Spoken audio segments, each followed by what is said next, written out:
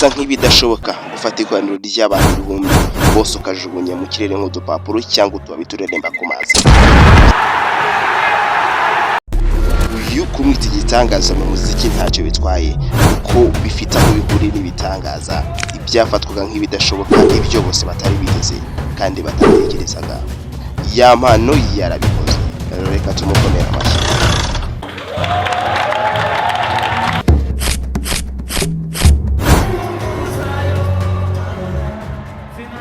Umuhanzi bitekerezwa kari ugezweho kandi ukunzwe na bose muri iyi minsi ku mihanda.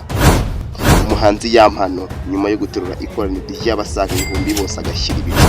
Oh my God! Hari umubare w'abantu benshi dushobora gutekereza ko ibintu nk'ibi ari ibintu byo kugahita ukorana nyuma yo gufata breakfast no kwiborosa. Gusa nanone uko siko kuri.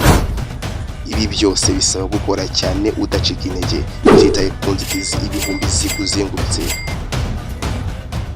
Ariko kandi Ya Mpano ibi we yarabikoze kugira ngo abe umwe mu mibare y'abasaga ibihumbi byinshi byabo dukurikirana kuri social media.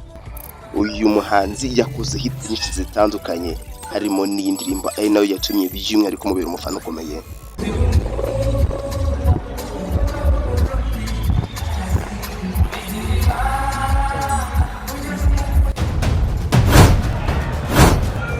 Hamwe n'urufaya rw'amafaranga, umwanya n'ibitekerezo bitagira ingano, ufatwa nk'igitangaza mu muziki Ya Mpano. Ibi byose bikusanyirije hamwe kugira ngo abashe gushimisha kwisi. Bivugwa ko kugira ngo uze mu b'imbere ku rutonde rw'abagombaga guperforminga mu gitaramo nk'icyo uyu nkuru yaperforminzemo, uyu yatunguye benshi ubwo yashituraga umufana, baba bari babanje n'abaje nyuma barumiwe. Reka two kubyita kumirwa, bahakuye n'isomo basobanukirwa ko buriya iyo ufite inkuru y'ibihiye. Gusa nk'umuhungu nyine iminota 5 ntago yari ihagije, niko kubacangamo tuntu mu minota 7 gusa aperforminzemo indirimbo nyinshi zishoboka. Ariko kandi nanone ntutekereza ko hari indirimbo nibura imwe muzo yakoze ifite duration iri munsi y'minota 3.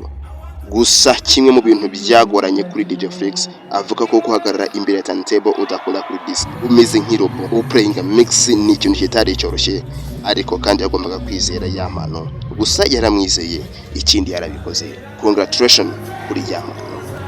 Kimwe mu bintu bica abahanzi intege harimo kuzamuka cyangwa se promotion. Ibi bishatse kuvuga ko igihe cyose udafite uwakugaragaza mu bandi, especially uri umuhanzi, birangira uzimye nka katadowa katarimo peteroli nyamara wari ufite impano. Ariko kandi iyo tubikora tubikunze tukamamara, urukundo rw'abafana rukagenda rutumotiva. Aya ni amagambo ari mu ndirimbo ya Bruce Melody ari kumwe na Jay Polly, ariko kandi nawe yagufasha. Reka mbashimire mwese twabanye mu kiganiro hirya y'imbone cy'uyu munsi. Iyi ni TVX Presents njye nyitabazaza ntacyo bitwaye. Reka mbarareke kwa natwe mu kiganiro hirya y'imbone cy'ubutaha. Hasta la vista.